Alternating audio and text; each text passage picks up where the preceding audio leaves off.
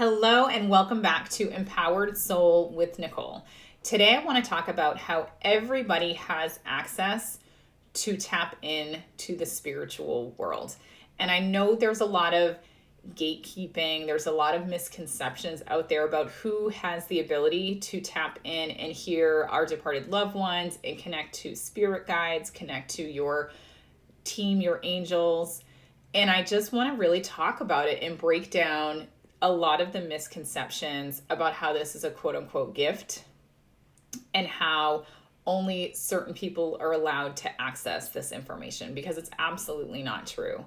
And in this episode, I want to also talk about how easy it is to learn how to do this. And then what do you do with it once you've learned how to tap into the other side?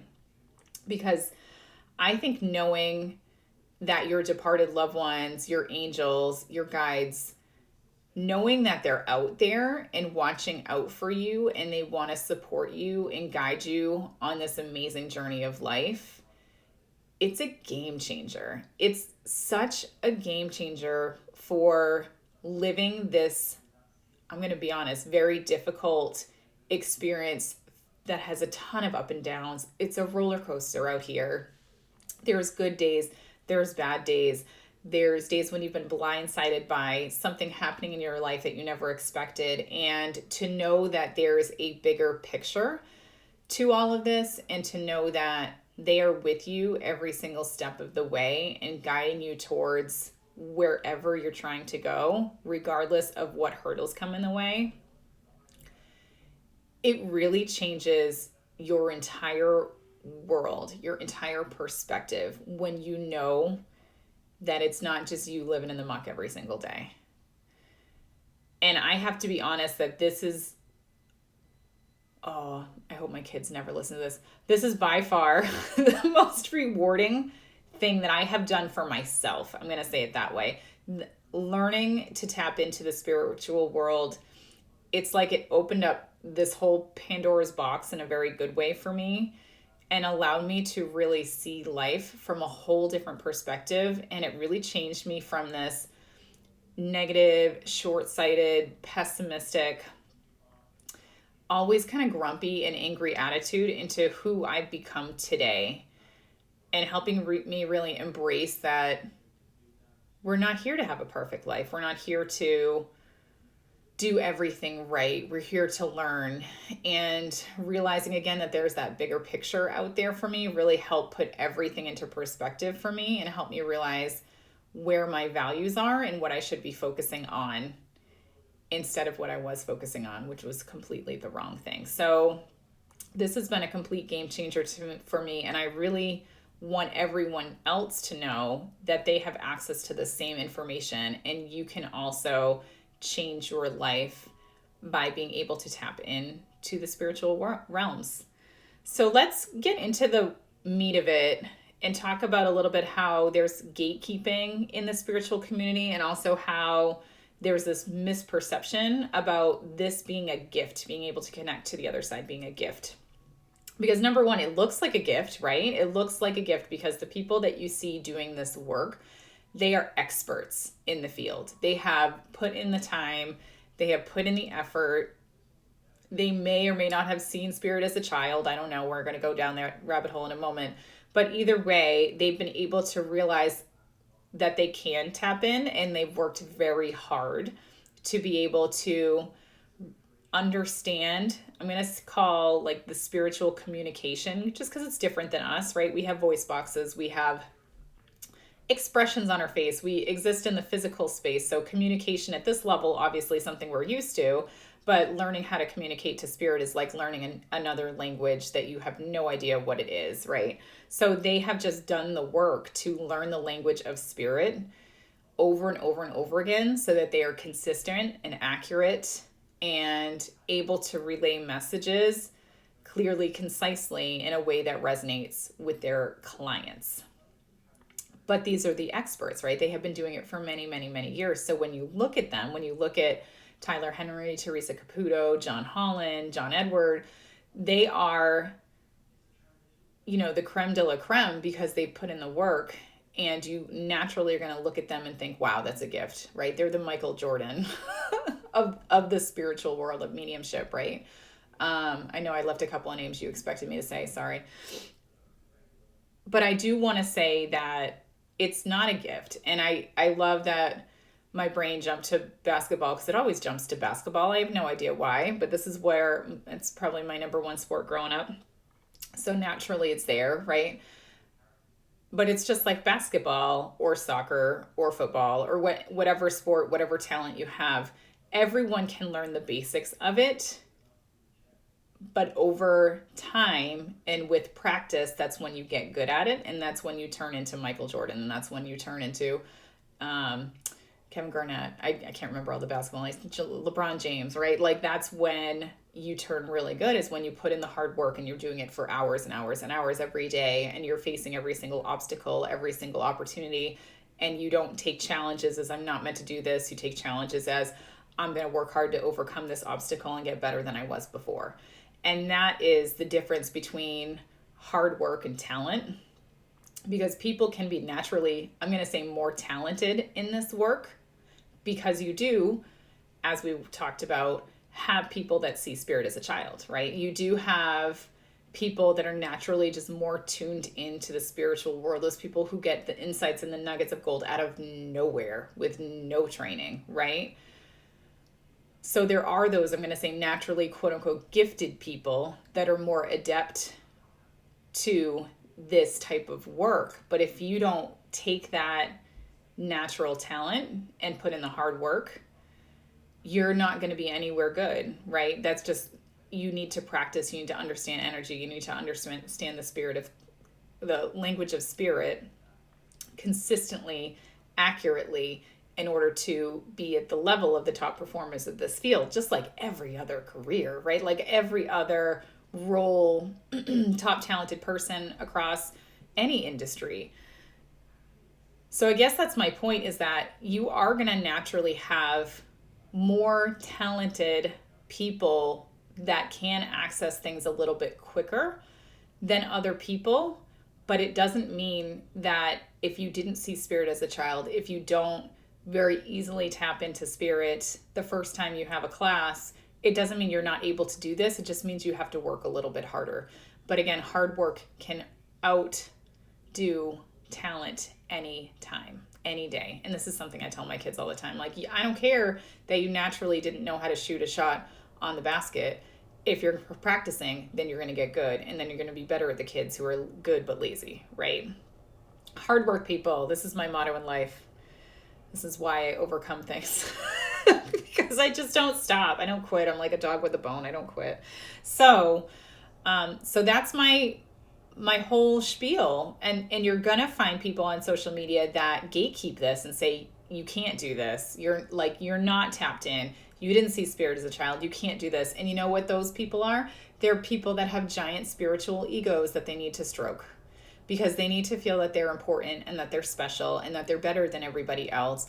And those are your red flags to run. Those are not the people that you want to learn from, because they are never going to want you to be better than them.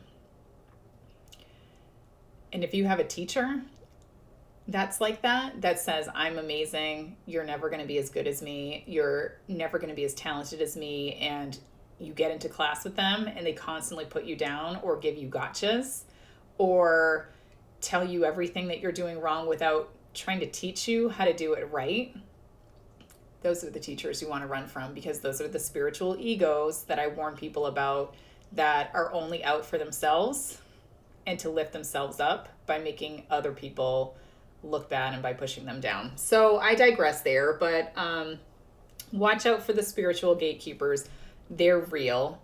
And as you know, there's no gatekeepers in anything ever. So once you see those people, you just got to blow right past them. So let me get to how you learn to connect with spirit. And I have to be honest that I do some classes, right? I teach some beginners mediumship classes. I call it Talking to the Dead 101. It's starting pretty soon.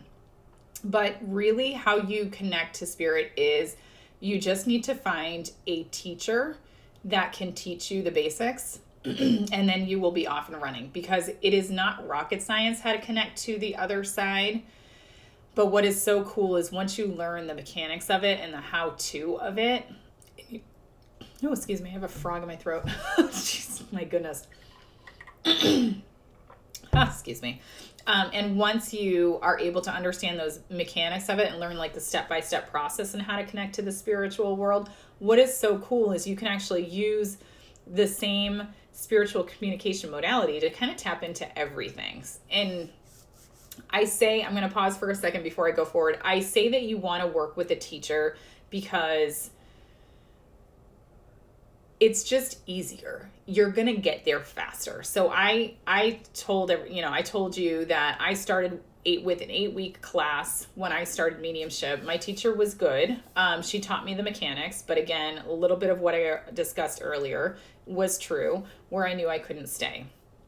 So instead, I eventually went to self-taught. So I started reading all the books. I kept taking, like, plucking classes here and there and just taking some random classes here and there. I did a lot of practice circles. There were a couple teachers there that kind of guided a little bit, but they weren't necessarily the best or nicest teachers. And I'm mostly self-taught. And what's really funny is that as soon as I found my mentor, which was Hannah McIntyre she's now a friend, I guess. That's why that's past tense. Hannah McIntyre at Mediumship Matters podcast. Once I found her as a mentor, I was very, very far along in my development, but she was able to essentially fix like the small tweaks that I should have learned at the very beginning, and to help me understand the mechanics of it, because I could do it, but I didn't really understand the why or like the how behind it, or like how these things worked, or why did this work, or why did it look this way when I expected it to look this way? Why do I keep seeing my own things in my own head, or referencing, my own grandmother's house? Like, it just didn't make sense to me. And she was able to kind of piece together the underlying foundation that I missed by trying to learn everything on my own. So that's why I say you want to go with a good teacher that teaches you the foundation, because otherwise you're going to be like me. You're going to be 2 years into this, missing basic beginner information. And then once it all comes together and it clicks, oh man, unstoppable, right? Unstoppable, because then you know everything about it. You know all the foundation, you know why you're getting things wrong, where you're getting things wrong, and how to fix it. And that's the core essence of knowing what the foundation of the spiritual communication is. So make sure you're working with a teacher who can work with you in small circles or one-on-one, that can really teach you these things or point things out to you, so that you know exactly what you're doing, so you're off on the right foot, because you don't want to be way down the path and be on the wrong foot. So when I'm talking about spiritual communication, it's essentially learning how you receive the energy from spirit, how you personally interpret the energy from spirit, because everybody takes and interprets that energy different from spirit. So which clairs are you a little bit stronger in? It doesn't mean that you're going to stay there, but how do you typically receive the first bits of information? What does it feel like when you receive that bits of information? How do you take that information and kind of relay that to your sitter? What's that experience look like? So once you learn those foundational components of how do you actually receive information, what's the basic language of spirit, you can take that and you can turn that into psychic readings. You can turn that into mediumship readings. You can turn it into Akashic readings, like healing. You'll get messages during healing, because it all comes in the same way.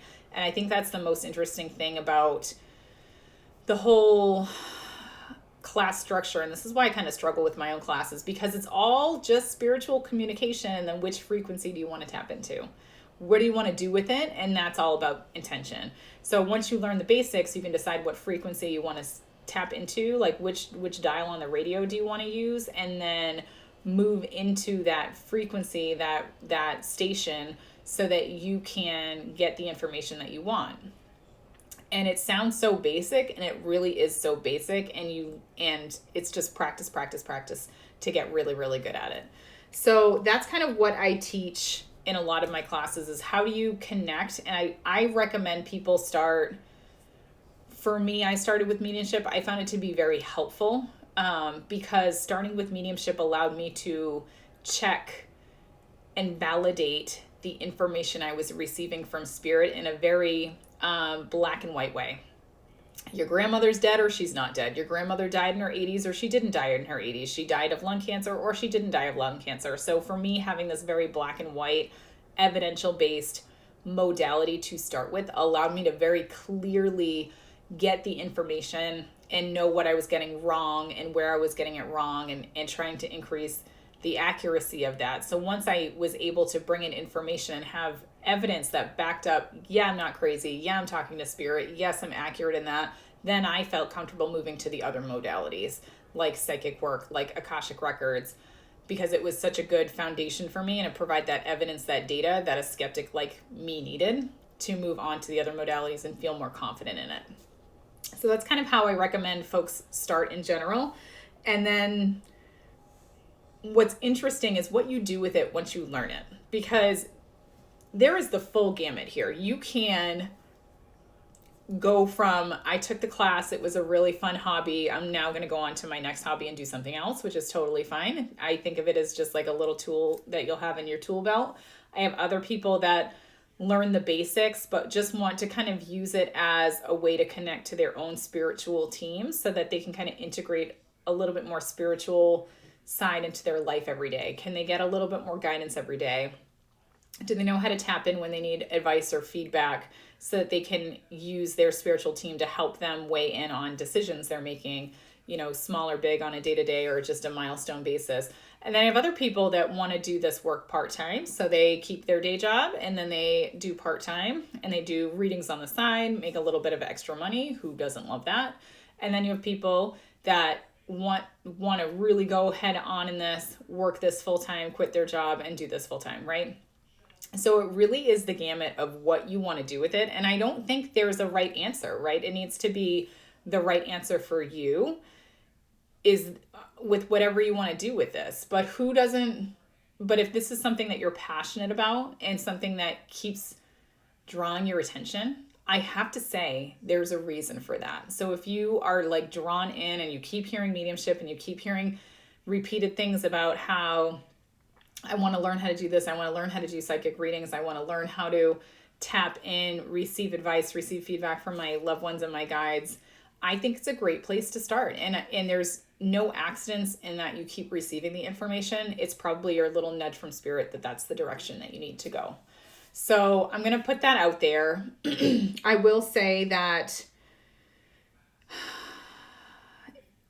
some caveats, I guess, some asterisks with this episode is if you're looking to just get the information for yourself, I think that's good, but you need to start being able to read other people first, because you're not going to know how the information comes in or how your body interprets the energy, or even how do you know that you're not crazy until you start reading other people. So I will say that notoriously it is very difficult to read for yourself in this work. So you have to kind of keep that in mind when you're taking these classes, that it's not going to be just about you. Those beginner classes will be about you reading other people and reading for other people, again, to get you to understand the language of the communication. And then you can start kind of bringing it in. And how do I get the information myself? How do I get this? But be aware that even me and my spiritual team, we talk all the time. But when it comes to like big decisions that I want to weigh in on, I always go third party. I always go to an additional reader just to be like, what are you getting from this? This is what I'm getting, but I just want to validate that you're kind of getting a similar thing before I make this big decision. So I totally admit that. That it's very hard to read for yourself. So you have to be in this to help other people too. Okay. But yeah, I would say it has been my most exciting and rewarding journey, being able to not only know that my loved ones and my angels and guides are with me every single day, helping me on the other side, but being able to help other people is just so amazing for me, and helping people on their journeys, helping them realize that their loved ones are still with them, helping them receive guidance and advice and feedback on things that are currently going on in their lives.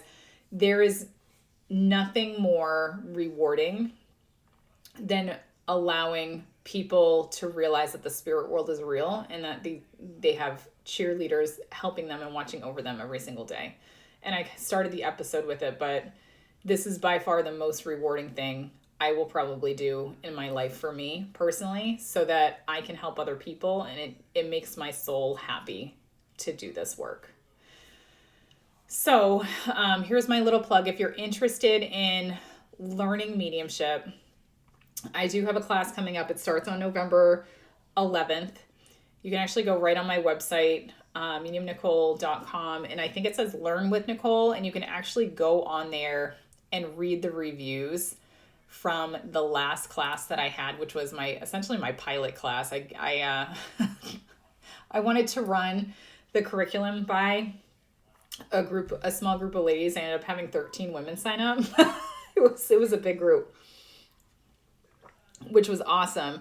And what's so cool is all 13 walked away with being able to read mediumship.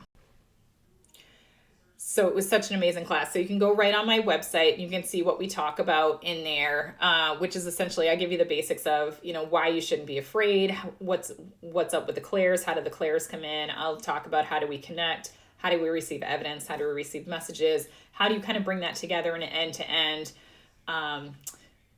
sitting with the client so that you know how to handle clients or practice sitters at least. And then I talk about troubleshooting, how to deal with no's, as well as how to, what you do with this once you're done. What do you do with it? So if you're interested in taking this class, I highly recommend you go out to the website, go check out the Beginner's Mediumship Class, read through it, make sure it's something that you want to do. I have a huge list of FAQs on there. I have testimonials out there on the folks that did take the class before. And by the way, everyone freaking loved it. I mean, I'm not bragging. It's actually a fact. People loved this class.